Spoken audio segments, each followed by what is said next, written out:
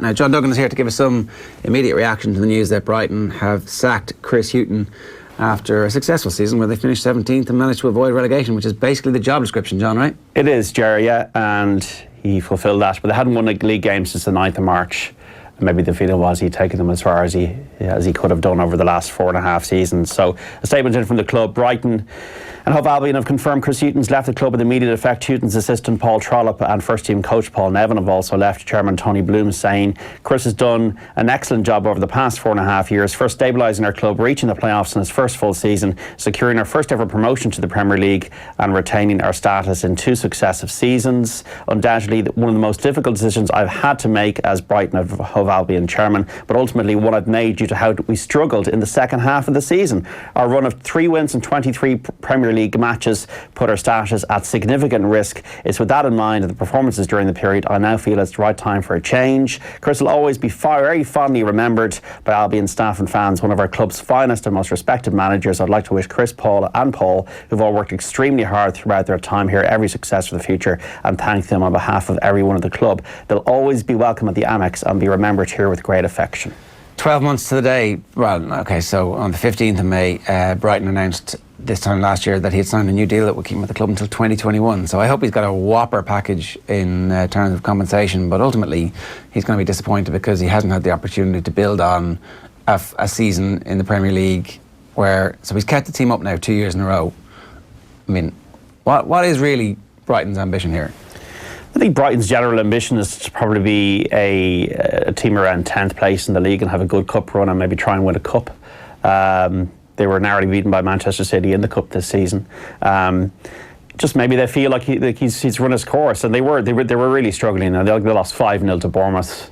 They did rally in the last couple of really good performance against Arsenal last week. But maybe Duncan Duffy clearing the skies every week isn't enough, and they need a bit more. And this is the thing with the Premier League, and you get owners in the Premier League that are desperate for success, and I suppose maybe there's a degree of prevention rather than cure. That there's a worry that next season there were 2 places worse this season than last season, and next season they could be in a relegation zone and be relegation. And it's so hard to get out of the Championship. We're seeing with the playoffs in the Championship, it's so difficult to get out of the Championship. Leeds, Derby, West Brom and Villa, like elite clubs traditionally in the English game, and maybe they're thinking, okay, we'll get somebody else in here, play a different style of football and keep ourselves in the Premier League. So maybe there's a degree of Chris Hughton's been the fall guy for the thinking that we have to remain in the top division, and Chris might not be the person to guarantee that'll happen. Has done really well over the years. Of course, at Newcastle, don't think he got a really fair deal there. Got them into the Premier League, didn't last that long. Norwich as well, it was going wrong, and then he didn't really get the chance to see whether it would have worked or not. They got relegated, but yeah, it's not easy. Like if we were talking about Ireland managers, Chris Hughton definitely would be in the conversation, wouldn't he? Like it's hard to manage in the Premier League. It's hard to manage and become a consistent manager in such an elite global league. And Chris has paid the price sadly today. Yeah, club owners in the Premier League are deluded. It's as simple as that, but quite often it's that delusion that brings you to higher places, and maybe Brighton and Hove Albion have a reasonable plan and a reasonable idea that getting rid of Chris Hughton was actually the best way. I think personally, the first thing I think is this is a bit of a disgrace. As you say, the job description is to stay up, and I'd imagine that was his one and only aim. The thing is, do we get distracted by the fact that Chris Hughton's an unbelievably nice guy, former Republic of Ireland manager? If it was any other personality, would we be saying fair enough? We might be leaning more towards that way. My initial thought, though, is that Chris Hughton's been sacked twice in the Premier League now, and on both occasions he can feel pretty hard done by. But football isn't always fair like that, especially in the top tier, especially when you're down there. They're probably looking at clubs like Wolves steaming past them in the Premier League. Come on, which I'm just about to say is a completely ridiculous idea. So, I'm not saying they're right, but Wolves sold their soul. Yes, I'm saying the Premier League owners are often deluded, but sometimes that delusion leads to actual success, and it might work out in the short term, but personally, I'm not when you look at potential candidates to actually take Brighton in their current state and survive again next year, especially as John mentioned, the calibre of teams coming back up. I'm not so sure it's going to turn out so well for them.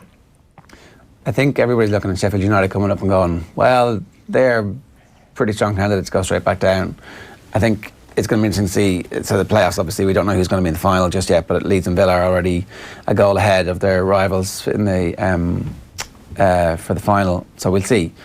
But Norwich as well is hard to predict how Norwich will do next season as well. But like, there's a lot of money at Brighton. Tony Bloom, the chairman who actually owns horses with Willie Mullins, Penhill, the Stayers Hurdle winner, Cheltenham being one of them, worth a lot of money. Like, you know, the club with healthy finances. It's not the case that their club are in trouble. They got a nice new stadium, but you could just even tell yesterday. I know they're playing the best team in the league, but they are a top-tier Championship, bottom-tier Premier League club. What they want at Brighton is to be in that kind of bracket, probably of whatever 8th to 14th, and stay there. That's just very hard, though. Very hard. I think their logic is that the bottom 3 that go down next season are going to be better than the 3 that go down this season. Like, we've got to realise that this year's relegation race was particularly weak. Like, I know, I accept your point that Sheffield United haven't been up for a while. No, we don't know what Norwich are going to do. Burnley, not that good, really. I mean, that they had their season, they regressed to the mean. Bournemouth been managing somehow to have this weird smoke and mirrors thing going on? Where they but the point is Brighton are better than those teams. Chronically bad investment in recent years. Well, they're not that far behind. So what are they? 8 points behind. Sorry, they're 9 points behind Bournemouth. And they're 4 behind Burnley, and they're 3 behind Southampton. So, yeah, look, he's 60 years of age, and you kind of hope that... doesn't look it, to be fair to him. No, but you hope that if he wants another job in football, he'll get one. I wonder now, do the FAI wish that they'd held off on anointing the successor to Mick McCarthy? But should we know which the FAI plan, managerial-wise, anyways, is set in stone, is it, for the next 3 to 4 years? It's been an interesting couple of months for the idea of getting ahead of yourself when it comes to managerial appointments.